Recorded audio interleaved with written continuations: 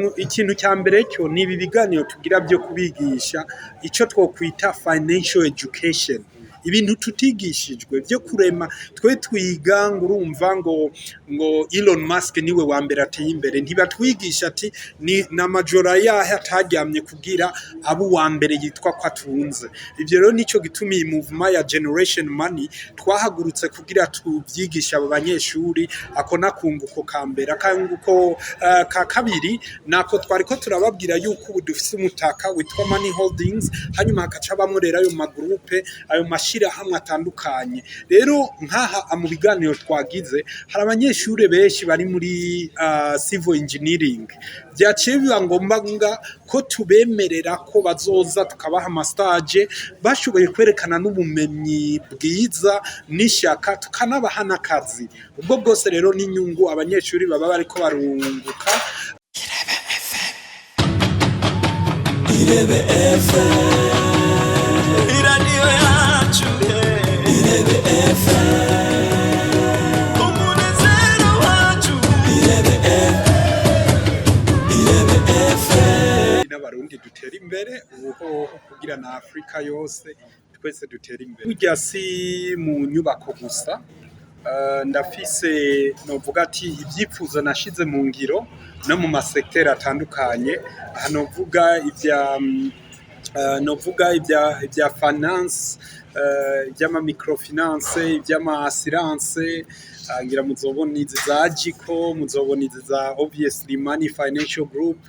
Aya yose rero n'amashira hamwe ngenda ndakreya cyangwa ndashira habona kugira Burundi n'abarundi dutera imbere, mugana abantu baronka akazi ku bwishi. Rero no munsi tukaba twaje kuri iri shuri rya Sajesh kugira dutangure ikintu twise generation money. Generation money rero ni kugira duhanahana inyigisho zotuma twese dutera imbere, twese tugira novuga ubwo bumenyi bwo kurema amafaranga, ubwo bumenyi bwo kwiyumvira projet atani cyasho ufise ikaba projet ishobora kugira amafaranga menshi mugikazana opportunity niniya muri community mu gutorera inyishu ibibazo biba biri muri community. Bimwe ni twagiye turaganira n'ababo ngaha, kwabaye ukumva yuko hariho icyo no kwita abazungu canke ibi bihugu bya rutura byatwigishije yuko umenga ntiwotanga udafise amahera, umenga tw'abanyafrika ntidushoboye, umenga tw'abarundi ntidushoboye. Ibyo byose ni binyoma. Umugambi ni utangura imbere yuko amafaranga aza. Nagenda baha akarorero, fata Lake View Paradise Estate, ubu ni project turiko turashika muri chiffre d'affaires irenga miliyaridi 15. Muga nta myaka ibiri iheze tuyitanguye. Imana yo mwijuru ni cyabona nta nicyasha nari ifise ntangura irya project. Birashoboka. Rero nico gituma twebwe novuga ati ducishije muri Money Financial Group twavuze ati rero kwiba ibintu bikunda, reka ahubwo tuje ku mashuri. Ari naco gituma ntera kamo n'ayandi mashuri ama university ko yo twitura kugira dufashanye muri izo nyigisho zo kugira umuntu ashobore novuga atashobore gucreya kurema amafaranga. Nico rero dukora muri Waka Nation Group, nico twakoze n'ahandi. Ubu rero igituma nagenda avuga ivyo nuko ubu turafise structure twashizeho, turafise ico bita Money Holdings. Iyi Money Holdings rero ikiba nyina waya makompanyi yandi ariko aravuka, Waka Nation Group, Money Financial Group, ubu zijya za One Africa. Ibi byiyumviro byose biva mu mutwe wa Fabrice. Twarandikiye amashuri atandukanye, hariho nayo tugira tuzoje ko mugabiri ryabaye irya mbere rivuga ati ahubwo ca muheri wacu. Twe natwe ubu twituye tukaganira neza tuba twagiye. Ikintu cya mbere cyo ni ibi biganiro tugira byo kubigisha icyo twokwita financial education, ibintu tutigishijwe byo kurema. Twe twiga ngo urumva ngo Elon Musk niwe wa mbere ateye imbere, ntibatwigisha ati ni n'amajora yahe ataryamye kugira abo wa mbere yitwa ko atunze. Ibyo rero nicyo gituma iyi movement ya generation money twahagurutse kugira tubyigisha abo banyeshuri. Ako nakunguko ka mbere, akanguko ka kabiri nako twariko turababwira yuko ubu dufise umutaka witwa Money Holdings, hanyuma hakaca bamurera ayo magroupe, ayo mashira mashirahamwe atandukanye. Rero nkaha mu biganiro twagize hari abanyeshuri benshi bari muri civil engineering, byaciye biba ngombwa ko tubemerera ko bazoza tukabaha amastage bashoboye kwerekana n'ubumenyi bwiza n'ishyaka, tukanabaha n'akazi. Ubwo bwose rero n'inyungu abanyeshuri baba bariko barunguka. Ikindi gikomeye ni cyuko muri Money Financial Group turafisemwo novuga ati umugwi ujejwe kwigisha abanyeshuri canke abajene canke Burundi muri rusangi ashobora kuba afise umugambi mugabo ntababona ati mbe no butangura gute. Twero tuvuga ati reka tumushire muri iyo training yige yumva uko bakora ico bita risk management, business plan, projet bancable. Novuga ati amaze gukuraho utwo tubazo twose akacaza rero muri Money Financial Group tukamuha amafaranga mu gihe asabye yaturengeye naho tukamujyana mu mabanke ndetse n'ibi bigubu tugira dukorane navyo atwovuga nk'izi za payeje. Ikintu cyose kiza gufasha umurundi kugira shobore kwerekana ko ashoboye kuri nivo y'abarundi ndetse n'iyirengeye y'abarundi. Menya ko twebwe tuhagurutse guteza imbere Burundi tugira bwose. Tuvuga ati nuwo bari hariya ku novuga ati aho mperuka gutemberana hano hitwa Imishiha niyo mu Cyakutse niyo Jehova University yari ikatuhamagara. Twebwe umunezero n'ubuntu bwacu nukubona umuntu twafashije ateye imbere. Burya je nkunze kuvuga ko ibintu byose ndabikora ari uhoraho yantumye, ni mu nzira yo kuvuga ati ne naje imbere y'Imana nzokwerekana ati raba abaryohewe kubera bya vyiyumviro wambarira. Icambere cyo inyungu zirimo nyinshi kuko icambere nkuko nakubwiye araronka access kuri aya ma training. Ikindi nacyo turi microfinance iri kiratanga ama intérêt novuga ataruta izabandi perhaps si zose mugako vy'ukuri turi mu bambere. Iyindi akandi kantu tuzanye kakabijya dushaka kuba microfinance digitale kuko nk'ubu hariho application twise MoneyPay tugira dushira habona izofasha uwari wese gushobora kugira ama transfer hirya no hino. Ikindi gikomeye cyane turiko turiga muri Money nka Financial Group, nageze hano ndababwira ati ngira mwarabonye ikiyumviro cy'isoko, ngira mwarumvise ikiyumviro cya One Africa Investment Funds. Rero Money ni yipositioning ku buryo n'abanyeshuri badafise amafaranga yose y'umutahe, microfinance ko bifitiye ubumenyi izira bafasha kubakopesha amahera yo kugura iyo mitahe kugira duteye imbere ntihagire ubusigara inyuma. Umuntu yo kwiga si gufata risk ahubwo no kwanaliza risk kuko mu Burundi ndakunze kuyivuga kandi nzonguma ndayivuga bivanye n'ibihe igihugu cyaciyemo majority y'abarundi bagwaye mu mitwe kandi buryo ushaka gukira ingwara arayirata. Ni kwa kundi babona Fabrice cyangwa uwari we wese akoze umugambi ngo ngujya ango ni kubera harabamushigikiye ngo ngujya ango aya mahera yacu azoyiba. Nkavuga ati rero izo nimbura kimazi usanga zivuga amajambo nkayo. Uno musi vise valeur y'imiliyaridi 3 kandi aha nta n'imyaka 3 irahera. Bisigure kati uwayafashe kiriya gihe yafashe iyo nzu bamubwira ngo barakwivye ngo bla bla bla, none barabatwenga akavuga ati none ko niyungukiye. Bisigure kati yuri umu entrepreneur uramanaginga risk kuraba novuga ati izo risk ziba ziri around you. Nayo ubundi tuje muri iyi mibereho y'abarundi tuzi ikintu cya mbere uraba ni cyuko iki gihugu gifise trauma niniya. Mu gihe cyose ushatse gukora hategerezwa kuza abantu bamugaye mu mitwe bagukwega inyuguze. Rero nkavuga ati ikintu cya mbere nk'umu entrepreneur you minimize risk mu kwanaliza professionalism kugira ni warondera abo mukorano higa abantu bafite bari professional pana vya bindi ngo mwene wacu ngo arabishoboye ngo mushikanje arabishoboye. No, rondera abantu bafite skills, rondera abantu babishoboye. Icya kabiri no hanura aba entrepreneur murondera abavoka babafasha.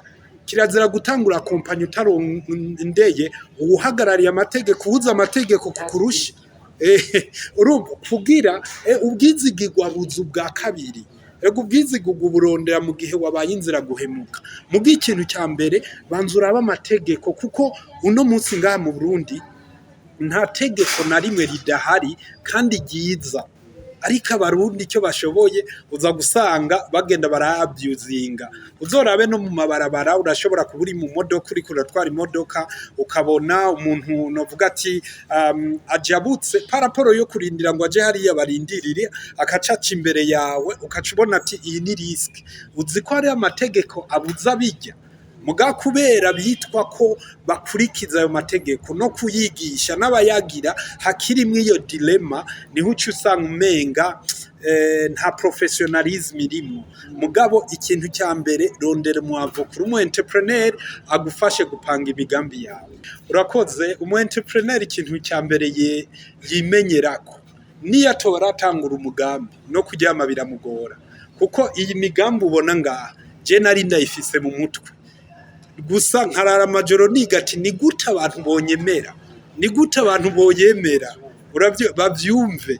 Ubu rero ndaze hari aba entrepreneur benshi no kuryama batajyama kandi atana kimwe barakora. Ubigiba gisigaye rero nukwiga kubishira habona.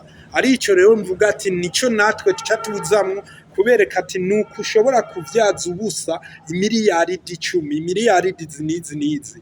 Hanyuma yumaze kugera ha rero ikiba gisigaye nukugarda ibyo umaze kurema, kuko kurira mu giti ni kimwe muga kugumayo ni kindi, kuduga hejuru ni kimwe muga kugumayo ni kindi. Kandi ikintu cyonyene kikugumiza hejuru na mategeko, kuko nta muntu numwe arengeye itegeko. Aje gituma uzona sanga ari imbura kimazi Emma Fabrice ugasana abantu gusa bashaka gutesha umutwe abandi. Je nico gituma n'abanyeshuri nigisha kuri ama university mvuga ati hazumva bishaka, hazumva umutima wiwe umubwiye ati ngo ushidikanya nareke mugabo nitwiterera imbere ntaza dutera urwabo. Urakoze. Project yariyo yose ikreya inyungu kuva mu ntango. Nikijya turiko turigisha abantu tukavuga ati amahera vyara amahera. Fata nk'ubu nk'akarorero nk'izi project zo kubaka, none inzu ya 500 million obviously hategerezwa kubamwo marge benefits. Rero novuga ati igituma ubona nayo yandi ma project aza ni kubera nizo project za mbere zinzanira inyungu. Uri umu entrepreneur ugakora umugambi utakuzanira inyungu cuhunga kuko uwo si uwawe. Bisigurika ati hariho kwa identifyinga ico ugira ukore, mugabigira uti ivyo byose no kumenya ati mbe mana wantumye iki. Ivyo navyo Imana iguha ubukomezi ikaguha icyubahiro, hejuru y'ivyo iguha inyungu. Ama media ni ikintu gikomeye cyane, ni kiraro. Ama media duhereye kuri mwebwe, je nk'ubu ndashimira Akeza Net, ikiganiro ca mbere Akeza Net yankoreye hariya muri Quartier Miroir. Nukuri ko Imana cabaye novuga ati intango y'ibi byose mubona hariya mu Kabezi, andiko nabivuga kugira Akeza Net yumve ko ndayishimira. Mu Kabezi nigeze kugira video kuri telefone yanje, mbona Akeza yavyumvise irayishira habona. Ama telefone narose mu ndwi imwe novuga ati mu kwezi almost more than 2 billion, miliyaridi 2 zari zashitse kuri account. So kumva ko ama media ni kiraro gikomeye cyane muri entrepreneuria, kuko ivyo ukora ubikorera abandi. Hariho gukoresha social media, hariho no kubona ama media, kuko social media na media ziratandukanye. Social media bashobora kuba batazikoresha kandi nivyo najewe zimwe ahubwo vuga ati harageze yuko ndanazifuta. Muga media is the number one, ni really number one. Rero novuga ati hari ama media atari menshi yagiye aradufasha. Hariho niyitwa Irebe FM. Irebe FM yaragiye aradufasha. Shout out to Mr. August. Ni novuga ati je naramaze gutahura importance yazo. Mugareho nkavuga ati n'ama media rero y'i Burundi nukuri akore professionally nka Akeza, akore professionally nka Irebe, kubera hari ama media uzubona ugasanga yashize kikiganiro ho kugira bitonde kuri content, azagenda muri titre ngwe mama ngo ibi nibi. Urumva ukuntu ndibuka hariho nk'ama media wasanga ndibuka hariho yitwa Umukubito twagiye turaganira ibintu byiza cyane. Bwaca ukaca usaga kandi watugirije interview Mr. Gael abizi, ukaca usaga yagiye kurondera babandi ba Gabriel Rufyiri, ukaza wumva ni wari karabaza ngo bujya buye strong tubona muri Fabrice bro. Jero cha ndaba vraiment nkavuga ati nico gituma hari ama media y'i Burundi bitokunda ko atera imbere, kuko no muri entrepreneuria ushaka gutera imbere urakora icyo bita plan yo kubona ati ni gute ntambuka niwagera rero kuri iyi ntambuka usanga iri nyuma wateye urayimugaje ntiwibaze ngo bariko barakuraba ngo nibijuju barabibona bakavuga ati there is no professionalism.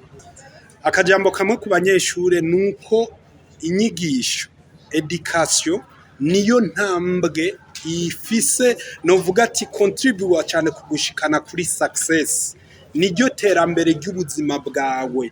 Ni cyakindi ugiye kuraba niyo woraba au niveau ibihugu bifisemo abantu bize cyane nibyo usanga biteye imbere. Akarorero ni Singapore nta butare ifise, Singapore nta kifise mugabe ifise education, nico gituma uzocubona iteye imbere. Rero ngaha mu Burundi rifo yuko duhagurukira rimwe tukumvisha abantu ikintu cyitwa education, muga education novuga ati igosoye kana bya bindi batubwira ngo urumva ngo umurusiya ngo niwe yakoze iki, mbeko batubwira wa mutama ya conga ingoma batwereka ubuhinga yakoresheje, mbeko batatubwira ati kera mu gukora ivyuma barashongesha ubutare. Burya rero ico niyo education rero nyayo, arico gituma twebwe nka Money Financial Group canke Money Holdings twahagurutse ati reka dufashe muri education